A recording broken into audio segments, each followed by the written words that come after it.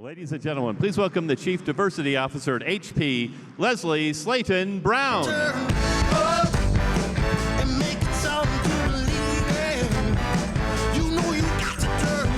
Hello, hello. Hey, Salt Lake City. How you doing? I know you guys are getting hungry, aren't you? Yes, I was sitting back there freezing and getting hungry at the same time. Listen, I'm excited to be here. I need your energy, though, because I really am cold, and it's been a long day. So let's just kind of jump on into this. I want to talk a little bit today about being an agent of change, of cultural change within your organization. And I want to start by telling you a story, one that is really deep, still in my heart. The day that changed my life. It was a May day in 2017. My brother, my mother, my cousin, couple of cousins, we had been at the driving range. We were playing, actually playing hooky on a Friday before our family reunion. We had laughed, we had joked, we had bet wagers on who could drive the longest distance, all of those great things. We teased each other. We laughed some more.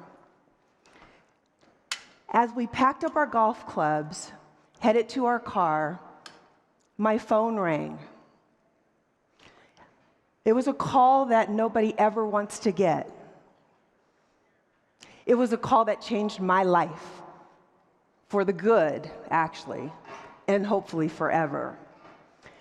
On the other end of the call was my cousin that said, Lesley, Patrice, my cousin, my best friend, my confidant, my prayer warrior, my everything, like a sister to me.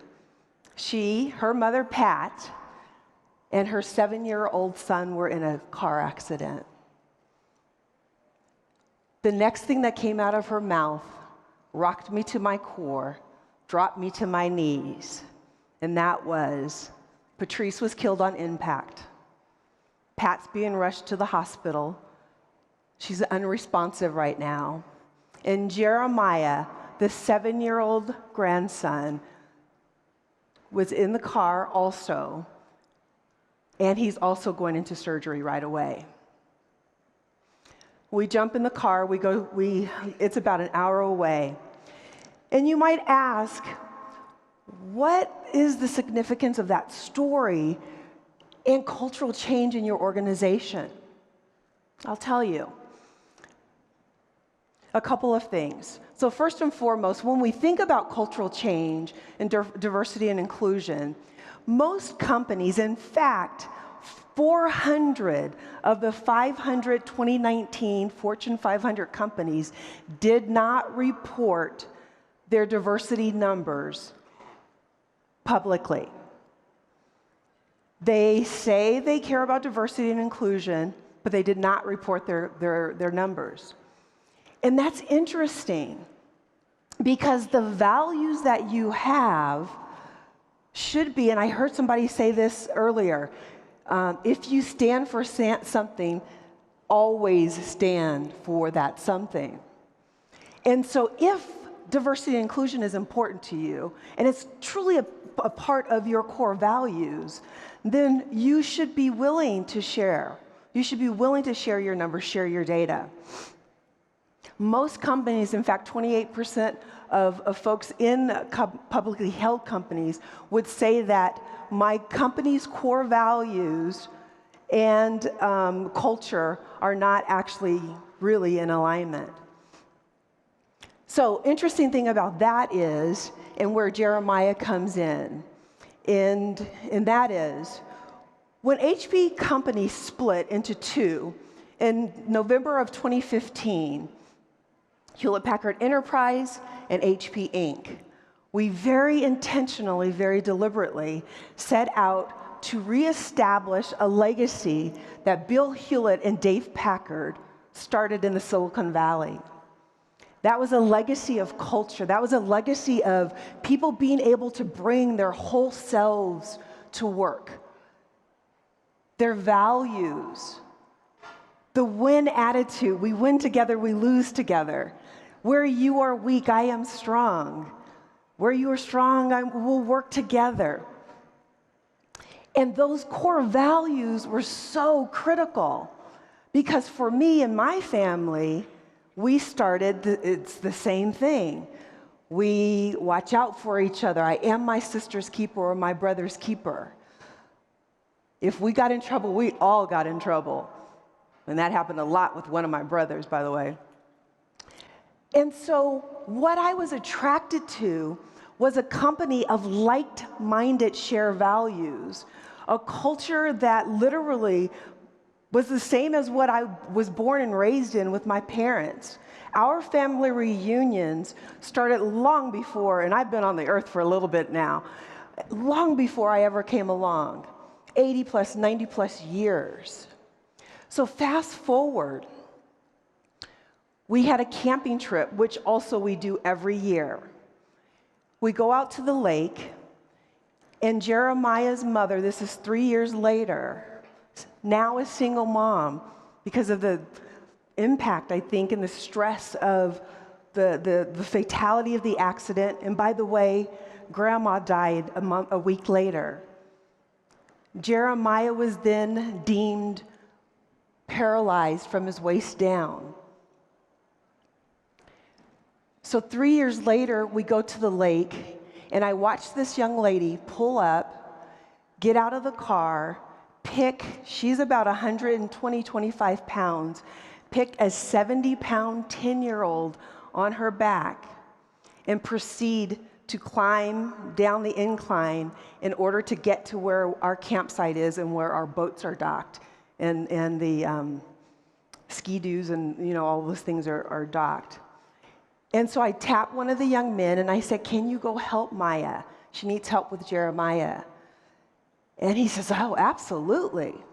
So I watched him go take Jeremiah off her back, carry him. Jeremiah immediately wanted to get into the water. We put his life jacket on him, set him, got ready to place him in the water. And one of his cousins that was already in the water reached for him and said, "I'll take care of Jeremiah." And it brought tears to my eyes because I watched this ecosystem of we have to look out because we are our brother's keeper. And the same thing applies in the workplace. I saw this legacy of what my family was about, which is no different than what my company legacy is.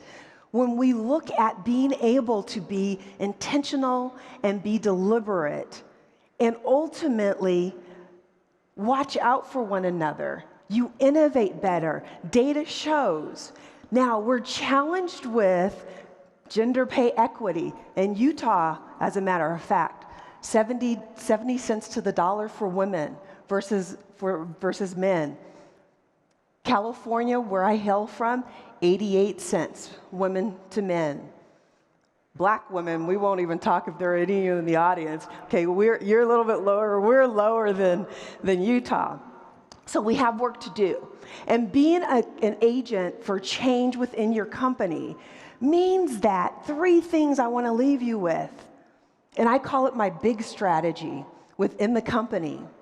But it's about being bold, it's about being intentional, and it's about growth, seeking growth. If we can be bold, we can speak up on behalf, which is what we've had to do for Jeremiah.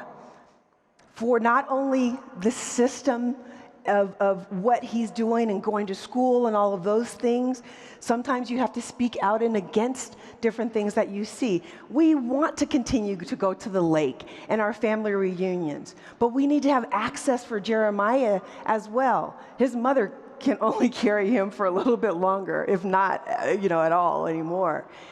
And so we've got to be able to speak up and be bold. You have to sometimes be fearless. And you see this, and it shouldn't have to happen within somebody within your family. We should have the heart of being able to just see the needs of other people at work, whether it's hearing impaired, whether it's sight impaired, We have to create and innovate. We actually had a whole team of employees in Brazil create a translation system for one single person on their team that was a top talent performer, and she just needed assistance to be able to not only hear, or understand what the speaker was saying, but also the dialogue that's going on within our virtual meeting system. They created a whole technology around that.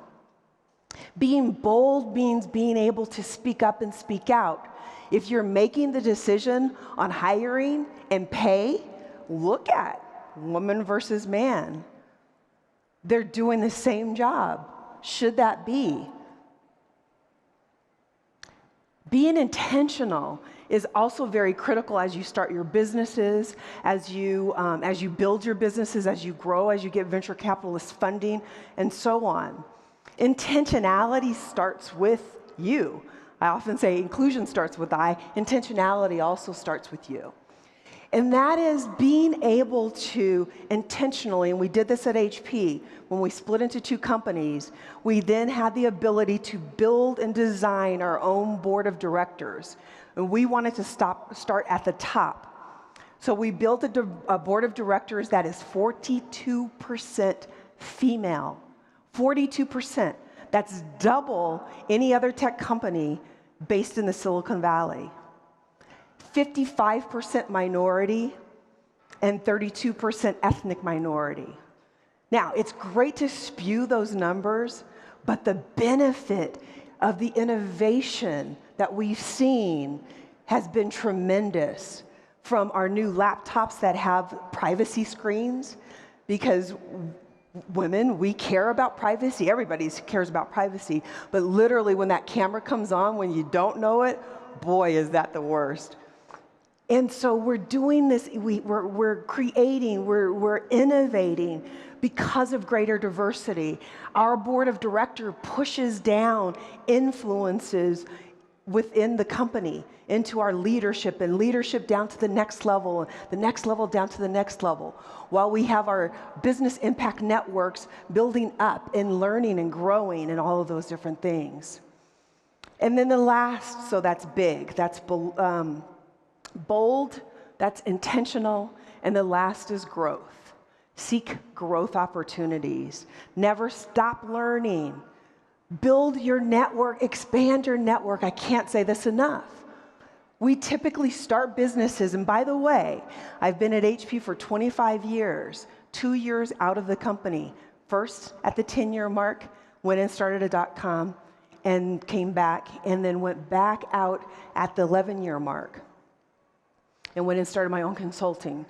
But at the 10-year mark, what happens is you have like-mindedness with your ideas, with your innovations. And so you build, and it's like your network. You seek your network for, hey, this person might know, how to code, or this person might know how we can get money, or this person might know. So your network tends to look like you look. Push yourself. And I can't say this enough, sooner rather than later, to get to a more diverse perspective and input. Goldman Sachs just announced that they will no longer take a company public unless they have a woman. One woman, by the way, is tough. I've been there, and I'm often there. But one woman, it's a start. It's a start, right?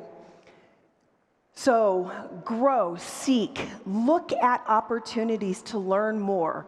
It's okay if somebody tells you, they'd rather be called African American than black. And you're like, well, data shows. Just acknowledge that. Honor them, honor that. It's okay. I often say, and I use this quote from the late Maya Angelou, when you know better, do better. And so as we're here and we're seeking this knowledge and this learning, let's all make the practice of trying to do better. Thank you.